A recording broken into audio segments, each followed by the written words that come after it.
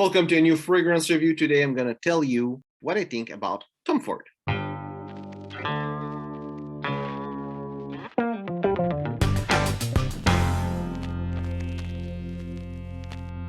So Tom Ford, I think it's a really special brand for many reasons.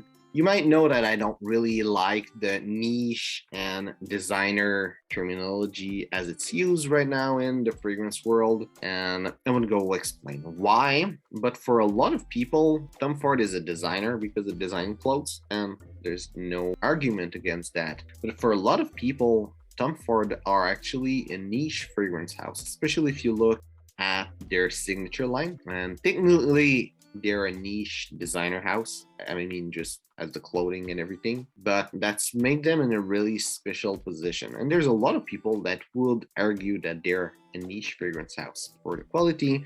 There's people that will say the opposite, that their quality is bad. And it seems like there is some inconsistency in that brand. There's stuff that are really good, stuff that are just okay. And it might be because they just do a lot of things, some kind of broad offering. That's most likely going to be it. I don't think everything is good in their brand. There's a lot of great stuff. Some of the best fragrance in different type are there. The best tobacco fragrance is from them, Tobacco Vanille. And if you're not into Tobacco Vanille, it might be Tobacco Oud that you really love. There's a lot of great fragrance. I think it's a good company.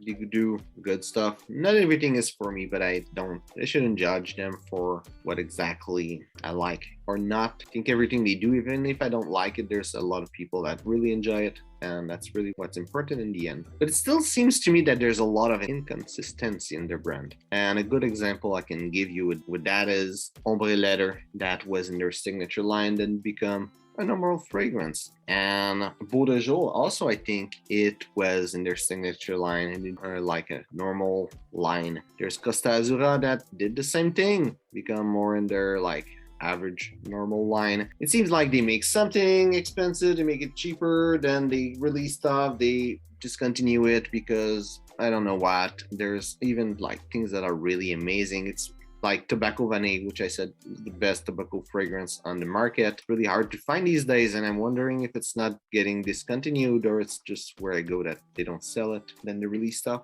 they discontinue it, they change it. And I guess sometime fragrance house will release something, won't work, they will remove it, they will do some change in their lineup. But Tom Ford is a really new brand to do as much manipulation into their branding and their offering. I mean, it's not like super new, but it's still pretty new, especially if you compare it to other fragrance house. Then it's really a new brand. And maybe that's because exactly the reason that they're new, they're trying to figure out their market and everything. Maybe that's the reason. I'm not quite sure. I don't know people that work there to ask the question, just supposition. But this is something that I see in the brand. They lack consistency in their offering. And I think at one point it might go against them. It's a little bit like Zara. Zara, it's really more of an extreme. With Zara, they release stuff, they didn't put it discontinued, they will release it under another name, then they discontinue it. And it's really hard for people to love Zara because of that.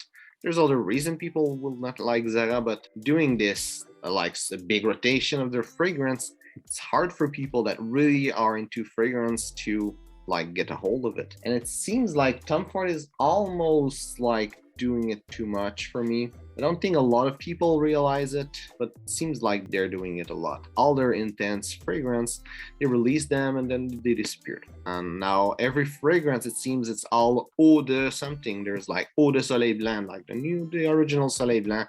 Gonna find it. Eau de Vert Bohème, gonna find it. And again, maybe it's because they're new and they're still trying to build their branded identity. But I think if they do this too much, it might be against them. And it seems that when I entered the fragrance world, and like a year and a half, 2 years ago, a lot of people loved Tom Ford.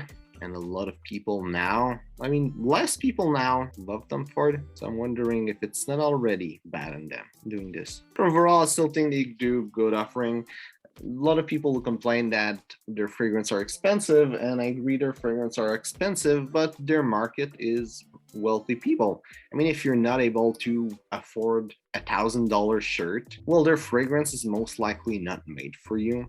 and that's just how it is. And it's all right. Every brand has their market. Not every brand has to sell fragrance for $20. Not everyone wants a cheap fragrance for $20. I think they still have their market. They still know where they're going. Just that they lack consistency. But overall, they're a good brand. They have good fragrance. And I think they just need a bit more maturity in their business, like maturity as in finding really their niche and all. But I think it will arrive over time. So, hope you enjoyed the video. If it's the case, we'll like and share. If you have a different opinion on Tom Ford than me, just write it in the comment. I'd be really happy to hear from you. So, thanks for watching and see you soon.